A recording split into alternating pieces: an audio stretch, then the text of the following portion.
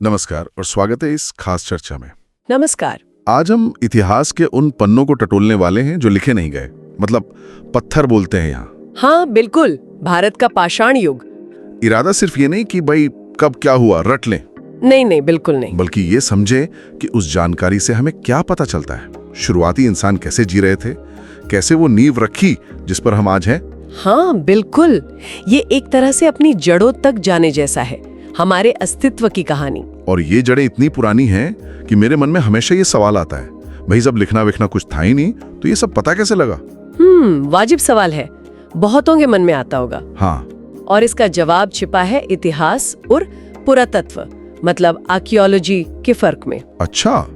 देखिए, इतिहास ज्यादातर लिखी हुई चीजों पर निर्भर करता है ना, किताबें, दस्तावेज, वो सब। हाँ सही। पर पुरातत्व वो कहानी पढ़ता है जो जमीन के नीचे दबी है, खुदाई से जो चीजें निकलती हैं, औजार, हड्डियां, बर्तन, पुरानी इमारतों के निशान, उनसे। अच्छा। तो जब लिखने का कोई सबूत नहीं होता, तब यही पुरातत्व हमें अतीत बताता है। जैसे हड़प्पा सभ्यता को ही ले लीजिए। हाँ, हड़प्पा। उसकी खोज कैसे हुई? खुदाई से ही तो। किसी किताब में थोड़ी लिखा था पहले, खुदाई ने पूरी की पूरी सभ्यता सामने ला दी। कमाल है, मतलब पुरातत्व वाले एक तरह से जासूस हुए, सुराग जोड़कर तस्वीर बनाते हैं। हाँ कह सकते हैं, एक तरह की टाइम ट्रैवल वाली जासूसी। तो क्या इस जासूसी के मतलब इस पुरातत्व के भी अलग अलग दौर हैं? हाँ, समझने और समझाने की सहूलियत के लिए पुरातत्वविद अतीत को बांटते हैं, मुख्य रूप से इस आधार पर कि उस जमाने में लोग किस चीज का सबसे ज्यादा इस्तेमाल करते थे। अच्छा। जैसे सबसे लंबा दौर था पाषाण युग, यानी स्टोन एज, जब पत्थर ही मुख्य चीज थी औजार बनाने के लिए। फिर जब तांबे का इस्तेमाल शुरू हुआ तो आया ताम्र युग, कॉपर एज। फिर कांस्य आया तो कांस्य युग, ब्रॉन्ज एज। और वो प्री हिस्टोरिक, प्रोटो हिस्टोरिक क्या था? हाँ, वो भी जरूरी है समझना। प्री हिस्टोरिक मतलब प्राग ऐतिहासिक काल, वो समय जिसका हमारे पास कोई लिखित रिकॉर्ड है ही नहीं, जैसे पाषाण युग। ठीक है। और प्रोटो हिस्टोरिक यानी आद्य ऐतिहासिक काल, इसमें लिखावट तो मिलती है जैसे हड़प्पा की मोहरों पर हम उसे आज तक पढ़ नहीं पाए हैं। अरे हाँ, वो रहस्यमयी लिपि। बिल्कुल, तो लिखावट है पर बेजुबां। असली पढ़ा जाने वाला इतिहास तो शुरू होता है लौह युग, आयरन एज से, जब हमें वेद जैसे ग्रंथ मिलने लगते हैं जिन्हें हम पढ़ सकते हैं। समझ गया। तो मतलब आज हम प्री हिस्टोरिक काल की बात कर रहे हैं, पाषाण युग की। हाँ, मुख्य रूप से। तो चलिए इसी पत्थर की कहानी से शुरू करते हैं। पाषाण युग, ये तो लाखों साल का वक्त है, इसे क्या एक ही मानते हैं? नहीं, ये इतना लंबा और बदलावों से भरा है कि इसे एक साथ समझना मुश्किल हो जाता, तो इसे भी बांटा गया है। अच्छा। हाँ, मोटे तौर पर 3 हिस्से हैं, पुरापाषाण काल यानी पेलियोलिथिक, फिर मध्य पाषाण काल मेसोलिथिक, और आखिर में नवपाषाण काल नियोलिथिक। पेलियोलिथिक, मेसोलिथिक, नियोलिथिक, ठीक है। और ये बंटवारा सिर्फ टाइमलाइन का नहीं है, ये असल में इंसानी तरक्की का सफर दिखाता है, खासकर उनके पत्थर के औजारों की टेक्नोलॉजी कैसे बदली, उनकी जीवन शैली कैसे बदली, उस आधार पर है ये। लाखों साल। मुझे ये BCAD वाला हिसाब भी थोड़ा सा मतलब उलझा देता है कभी कभी, इसे आसान शब्दों में कैसे समझें? हाँ, ये कई बार कंफ्यूजिंग लगता है। देखिए, सीधी सी बात है, BC यानी बिफोर क्राइस्ट, या अब उसे BCE कहते हैं, बिफोर कॉमन एरा। हाँ, BCEC आजकल ज्यादा चलता है। बिल्कुल, तो ये ईसा के जन्म से पहले का समय है, और इसमें गिनती उल्टी चलती है। उल्टी मतलब 10,000 BC जो है वो 5,000 BC से ज्यादा पुराना है। साल पीछे की तरफ गिने जाते हैं, 10,000, फिर 9,000, फिर 8,000, ऐसे। अच्छा, ठीक है। और AD या CE? वो कॉमन एरा है, ईसा के जन्म के बाद का समय, और ये सीधा चलता है जैसे हम आज गिनते हैं साल, 1, 2, 3, 2024, ऐसे। हाँ, समझ गया। तो ये पुरापाषाण काल, ये तो कई लाख साल BCE शुरू हुआ होगा? हाँ बिल्कुल, इसकी शुरुआत तो बहुत पहले हुई। हम मानव इतिहास के लगभग 99% हिस्से की बात कर रहे हैं। सोचकर ही अजीब लगता है। तो ये पहला और सबसे लंबा दौर पुरापाषाण काल कैसा था? आपने कहा लगभग 5 लाख से 10,000 ईसा पूर्व तक चला। हाँ, मोटा यही समय है, और ये वो वक्त था जब धरती का मौसम आज जैसा नहीं था। ज्यादातर समय हिमयुग यानी आइस एज चल रहा था, बर्फ। हाँ, जिसे वैज्ञानिक प्लाइस्टोसीन युग कहते हैं। जाहिर है जिंदगी बहुत मुश्किल थी। इंसान छोटे छोटे गुटों में घूमता था, पूरी तरह से प्रकृति पर निर्भर। तो ऐसे में घरवर कैसे होते थे, क्या करते थे लोग? घर तो क्या ही कहें, ज्यादातर या तो खुली जगहों पर रहते होंगे या फिर गुफाएं मिल गई तो उनमें। चट्टानों के नीचे जो कुदरती शेल्टर होते हैं ना, शैलाश्रय, वो उनका ठिकाना थे। और जीवन का एक ही मकसद था, बस पेट भरना, जिंदा रहना। कैसे? जानवरों का शिकार करके और जंगल से जो भी खाने लायक मिले, फल, जड़ें, कंदमूल, वो सब इकट्ठा करके। मतलब पूरी तरह से शिकारी और संग्राहक थे, हंटर गैदरर्स। खेती बाड़ी, जानवर पालना, ये सब नहीं था? नहीं, बिल्कुल नहीं, उसका तो सवाल ही नहीं उठता इस दौर में। और औजार? आपने कहा था युगों का बंटवारा औजारों पर आधारित है, तो क्या इस लंबे पुरापाषाण काल में भी औजार बदले? हाँ, बिल्कुल बदले। और यही बदलाव हमें दिखाता है कि इंसान की सोच, उसका हुनर धीरे धीरे कैसे बढ़ रहा था। इस पुरापाषाण काल को भी हम 3 हिस्सों में देखते हैं। अच्छा, इसके भी हिस्से? हाँ, समझने के लिए। पहला निम्न पुरापाषाण या लोअर पेलियोलिथिक, ये सबसे पुराना और सबसे लंबा दौर था। इसमें औजार बहुत ही शुरुआती किस्म के थे, बड़े भारी बेडौल पत्थर, जैसे हाथ की कुल्हाड़ी, जिसे हैंड एक्स कहते हैं, ठीक है, या क्लीवर। बस पत्थर को दूसरे पत्थर से तोड़कर एक मोटी सी धार बना ली, जिससे काटा पीटा जा सके या जमीन खोदी जा सके। पंजाब की सोहन घाटी, यूपी की बेलन घाटी में ऐसे औजार खूब मिले हैं। और फिर आया मध्य पुरापाषाण, मिडिल पेलियोलिथिक। इसमें तकनीक थोड़ी सी बेहतर हुई। अब वो पत्थर के बड़े टुकड़े से छोटे छोटे पपड़ी जैसे टुकड़े, जिन्हें फ्लेक्स कहते हैं, निकालना सीख गए। और फिर उन फ्लेक्स से नुकीले औजार बनाने लगे। ये पहले वालों से थोड़े छोटे, हल्के और ज्यादा काम के थे। अच्छा, फ्लेक टेक्नोलॉजी। हाँ, और फिर? और तीसरा है उच्च पुरापाषाण, अपर पेलियोलिथिक। ये हिमयुग का आखिरी दौर था। अच्छा। और इसी समय हमें आधुनिक मानव यानी होमोसेपियंस के आने के पक्के सबूत मिलते हैं। होमोसेपियंस यानी हम लोग? हाँ, हमारे सीधे पूर्वज। और उनके औजार और भी अच्छे हो गए। अब वो पतले, तेज धार वाले ब्लेड, नुकीले ब्यूरिन जैसे औजार बनाने लगे। ब्लेड? पत्थर के ब्लेड? हाँ, वो चकमक पत्थर जिसे फ्लिंट कहते हैं, या वैसे ही अच्छे पत्थरों का इस्तेमाल करके ये औजार हड्डी, सींग या लकड़ी पर बारीक काम करने के लिए भी ठीक थे। मतलब औजार बनाने का हुनर काफी बढ़ गया था। कमाल है। तो क्या भारत में इन तीनों दौर के निशान मिलते हैं? कोई खास जगह जो याद रखने लायक हो? अरे बिल्कुल, भारत में पुरापाषाण काल के सबूत जगह जगह बिखरे पड़े हैं। निम्न पुरापाषाण के औजार, जैसा मैंने कहा, सोहन घाटी, बेलन घाटी में मिले, राजस्थान के डिडवाना में, कर्नाटक के हुंसकी में, महाराष्ट्र के नेवासा में, कई जगह। और एक बड़ी मजेदार खोज हुई महाराष्ट्र के पटने में।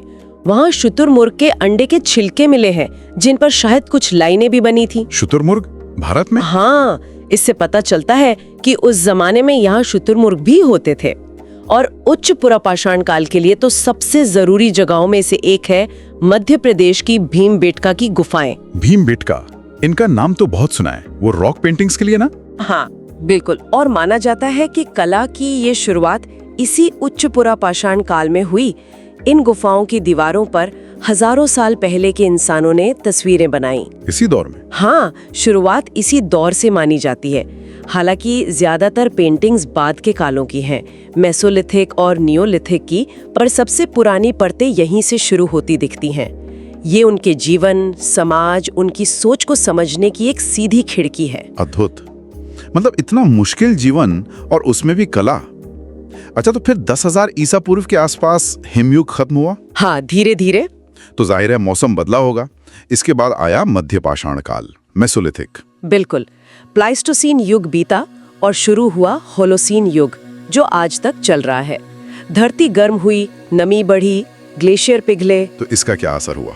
असर ये हुआ कि जंगल बढ़े, घास के मैदान फैले, पेड़ पौधों और जानवरों की किस्में और संख्या भी बढ़ी।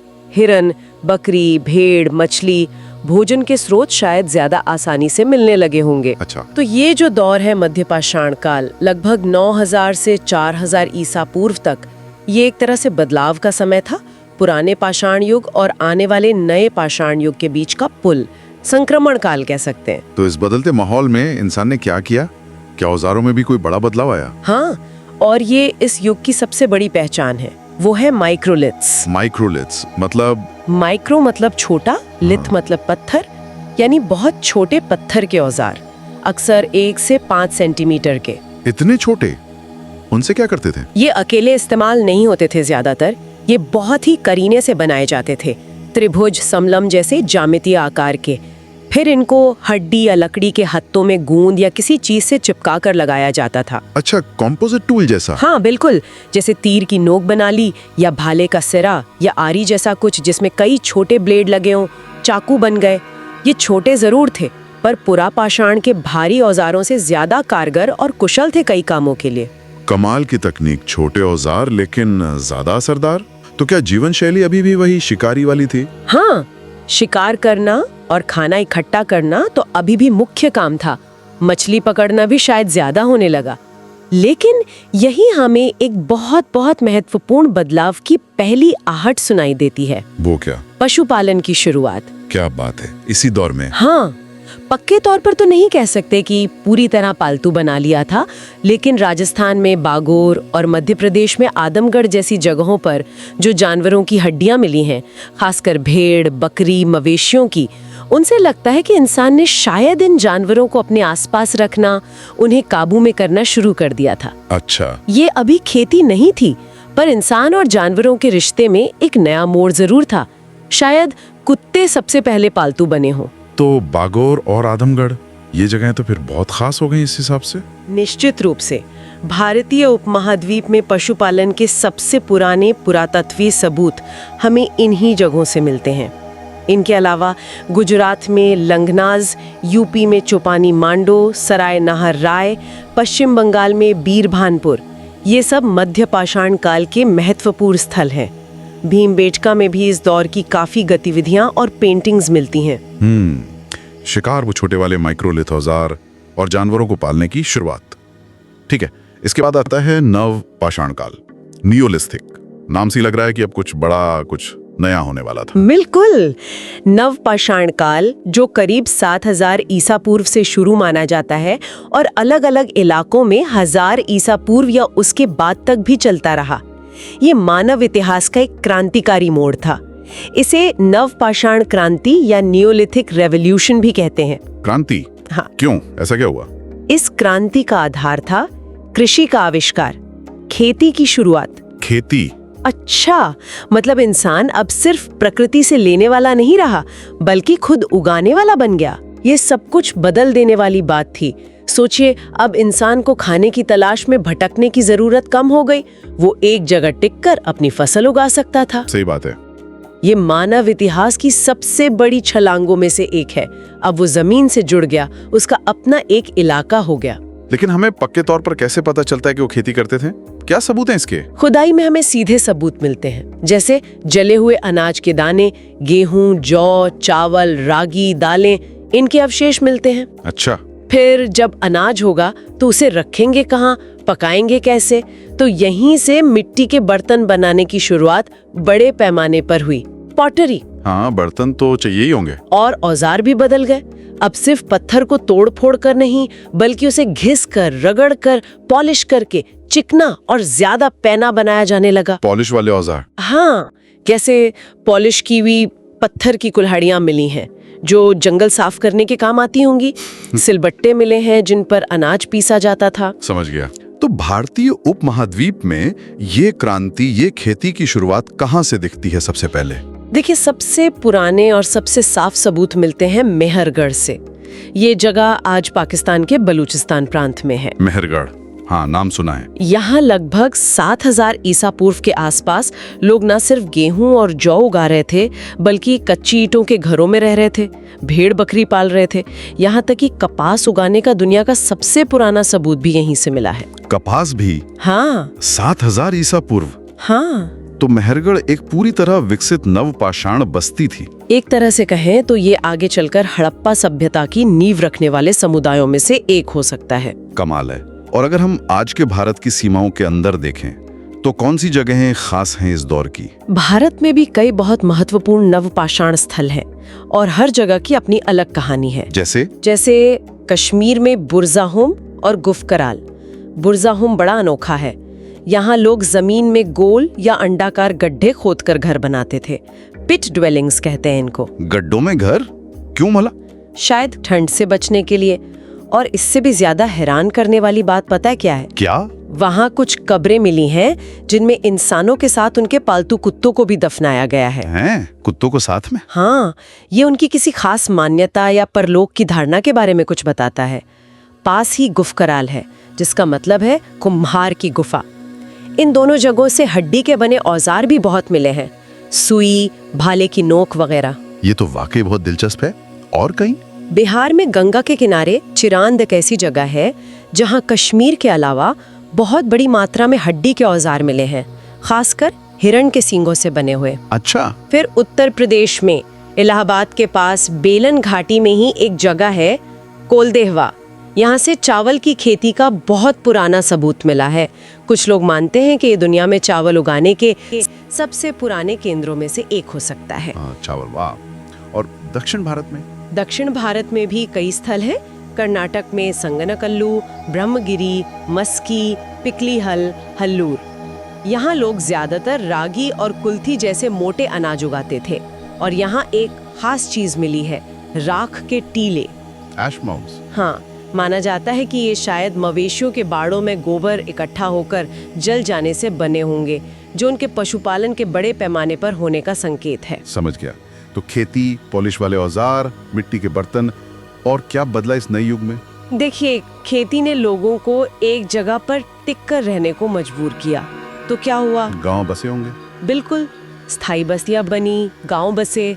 जब लोग एक जगह रहने लगे तो शायद जमीन या घर को लेकर मेरा तेरा वाली भावना, यानी निजी संपत्ति की अवधारणा भी आई होगी। हो सकता है। मिट्टी के बर्तन बनाने की कला तो खूब फली फूली। चाक का इस्तेमाल भी शुरू हो गया था बर्तन बनाने के लिए। काले और लाल रंग के बर्तन, ब्लैक एंड रेड वेयर, काफी आम हो गए। और भीमबेटका के पेंटिंग्स क्या इस दौर की भी हैं? हाँ, भीमबेटका और दूसरी जगहों पर इस काल की पेंटिंग्स में हमें खेती करते हुए लोग, पशु पालते हुए, झोपड़ियों में रहते हुए, नाचते गाते हुए, शिकार करते हुए, मतलब उनके सामाजिक जीवन की पूरी झलक मिलती है। पहले से ज्यादा संगठित समाज दिखता है। पत्थर के औजारों से शुरू करके खेती और गांव बसाने तक का सफर अद्भुत है। लेकिन कहानियां रुकी नहीं। पत्थर के बाद इंसान की जिंदगी में जो अगला बड़ा बदलाव आया, वो एक धातु की खोज से आया। और वो पहली धातु थी तांबा, कॉपर। तांबा? हाँ, तो वो दौर जब इंसान पत्थर के औजारों के साथ साथ तांबे का इस्तेमाल भी करने लगा, उसे हम कहते हैं ताम्र पाषाण काल, चालकोलिथिक एज। चालको मतलब तांबा और लिथिक मतलब पत्थर। अच्छा, मतलब पत्थर और तांबा एक साथ चल रहे थे। बिल्कुल, ये पाषाण युग के खत्म होने और आगे आने वाले कांस्य युग के बीच का संक्रमण काल था। तो तांबा मिलने से क्या फिर से जीवन शैली में बड़ा बदलाव आया? क्या अब शहर बस गए, हड़प्पा जैसे? नहीं, हड़प्पा जितना तो नहीं। ताम्रपाषाण संस्कृतियां ज्यादातर ग्रामीण ही रहीं। हाँ, कुछ बस्तियां पहले के मुकाबले काफी बड़ी और फैली हुई हो गईं, जैसे महाराष्ट्र में दैमाबाद। अच्छा। तांबे के औजार बनने लगे, कुल्हाड़ी, चाकू, छेनियां, मछली पकड़ने के कांटे, चूड़ियां, मनके, ये सब। लेकिन पत्थर के औजारों का इस्तेमाल बंद नहीं हुआ, वो भी साथ साथ चलते रहे। क्यों? तांबा बेहतर नहीं था? बेहतर तो था, पर शायद तांबा इतना ज्यादा मिलता नहीं था, या उसे निकालने और बनाने की तकनीक थोड़ी मुश्किल रही होगी। महंगा भी रहा होगा। तो पत्थर अभी भी आम आदमी का साथी था। और मिट्टी के बर्तन, वो कैसे थे इस दौर में? ब्लैक एंड रेड वेयर, जो बहुत बड़ी मात्रा में मिले हैं। कहीं कहीं गेरुए रंग के बर्तन भी मिले हैं, जिन्हें ओसीपी यानी ऑकर कलर्ड पॉटरी कहते हैं। और ये बस्तियां कहाँ-कहाँ फैली थीं? क्या ये पूरे भारत में थीं? नहीं, इनका फैलाव कुछ खास इलाकों में ज्यादा था, खासकर उन जगहों पर जहां या तो तांबा मिलता था या जहां तक वो आसानी से पहुंच सकता था। जैसे दक्षिण पूर्वी राजस्थान में बनास नदी के किनारे, जहां खेतरी की तांबे की खानें पास थीं। इसे आहार बनास संस्कृति कहते हैं। आहार, गिलुंद यहाँ के मुख्य स्थल हैं। आहार का पुराना नाम तो तांबावती ही था, मतलब तांबे वाली जगह। अच्छा। फिर मध्य प्रदेश में मालवा संस्कृति थी, कायथा, एरन जैसी जगह है। और सबसे ज्यादा फैली हुई थी महाराष्ट्र की जोरवे संस्कृति। जोरवे, नेवासा, इनामगांव और दैमाबाद। दैमाबाद तो शायद इस पूरे ताम्रपाषाण काल का सबसे बड़ा स्थल था भारत में। दैमाबाद, हाँ, इसका नाम सुना है। वो कांसे का रथ मिला था शायद। हाँ, वहाँ से कांसे की कुछ बहुत भारी और अच्छी बनी हुई चीजें मिली हैं, जैसे रथ चलाता हुआ आदमी, गेंडा, हाथी, भैंसा। ये शायद जोरवे संस्कृति के अंतिम दौर की या थोड़ी बाद की हैं, पर उस जगह की अहमियत दिखाती हैं। पूर्वी भारत में भी बिहार के चिरांद वगैरह में इसके निशान मिलते हैं।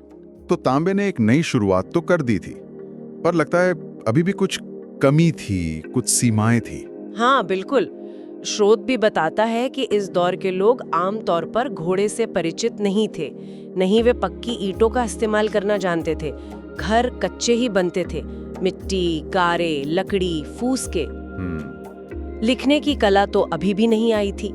और एक दुखद बात ये पता चलती है कि शायद बच्चों की मृत्यु दर काफी ज्यादा थी, क्योंकि महाराष्ट्र की बस्तियों में बड़ी संख्या में बच्चों को घरों के फर्श के नीचे दफनाया हुआ मिला है। ओहो, ये तो दुखद है। हाँ, तो ये था हमारा सफर, पत्थरों के बेडौल टुकड़ों से लेकर तांबे की चमक तक। लाखों साल कुछ मिनटों में समेटना तो मुश्किल है, पर अगर मुख्य बातें निकालनी हो तो क्या कहेंगे?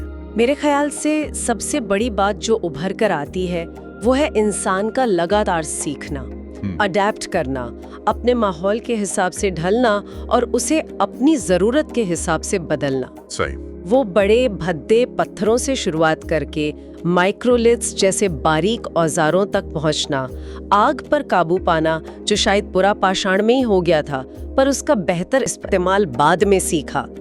और फिर वो दो बड़ी क्रांतियां, पशुपालन और खेती, जिन्होंने समाज का, जीवन का पूरा ढांचा ही बदल डाला। मेहरगढ़ की पहली खेती हो या बुर्जाहोम के वो गड्ढे वाले घर और कुत्तों वाली कब्रें, या भीमबेटका की वो बोलती हुई दीवारें, और फिर तांबे की खोज, ये सब मील के पत्थर हैं उस लंबे रास्ते के जो हमें आज यहाँ तक लाया है। और आज हमें ये सब जानना क्यों चाहिए? मतलब ठीक है, इतिहास है, पर इसका आज क्या महत्व है? महत्व बहुत गहरा है। ये सिर्फ पुरानी बातें नहीं है, ये हमें समझाता है कि सभ्यता कोई आसमान से टपकी हुई चीज नहीं है। ये हजारों लाखों सालों के छोटे छोटे बदलावों, आविष्कारों, प्रयोगों और अनुकूलनों का नतीजा है। ये हमारी जड़ों की कहानी है। और शायद इसे समझने से हमें आज की चुनौतियों को देखने का एक अलग नजरिया भी मिलता है कि इंसान ने हमेशा मुश्किलों का सामना किया है और हमेशा नए रास्ते खोजे हैं अपनी बुद्धि और हुनर से। वाकई ये सोचना भी रोमांचक है कि उन शुरुआती इंसानों के लिए रोज की जिंदगी कैसी रही होगी, उनकी सबसे बड़ी चुनौतियां क्या थी। चलिए, यही सवाल हम अपने सुनने वालों के लिए छोड़ जाते हैं। हाँ जरूर। आपको क्या लगता है, पाषाण युग के इंसान के सामने सबसे बड़ी चुनौती क्या रही होगी? क्या वो भयानक मौसम था, या खूंखार जंगली जानवर, या खाने की कमी, या कुछ और उस चुनौती का उन्होंने कैसे सामना किया होगा? या फिर इस पूरे दौर की कौन सी खोज या कौन सी जगह आपको सबसे ज्यादा हैरान करती है? जरूर सोचेगा इस पर, बड़ा दिलचस्प सवाल है। तो इस सफर में आज यहीं तक। उम्मीद है अतीत की इस खिड़की से झांकना आपको भी उतना ही रोमांचक लगा होगा जितना हमें लगा। हाँ, उम्मीद तो यही है। हमें सुनने के लिए बहुत बहुत धन्यवाद। अगली बार शायद हम उस युग की बात करेंगे जब तांबे में टिन मिला और एक नई, ज्यादा मजबूत चमक पैदा हुई। कांस्य युग और हड़प्पा सभ्यता। हाँ, तब तक के लिए इजाजत दीजिए। नमस्कार।